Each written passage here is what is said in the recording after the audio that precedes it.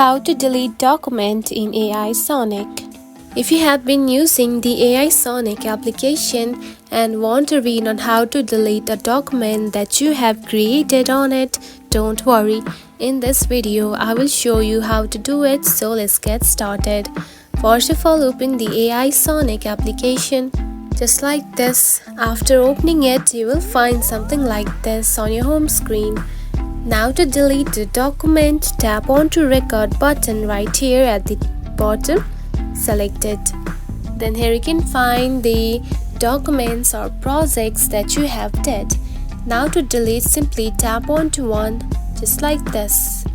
Then here you can find your document right here. Now to delete it, tap onto the delete option at the top right corner. Select it. Then here you can find, do you want to delete this chat record? Now tap on to yes. And now you can see it has been removed. And that's it. This is how you can delete a document in AI Sonic. It is a very easy process, right? If you found this video helpful, don't forget to like and subscribe for more tips. Thanks for watching.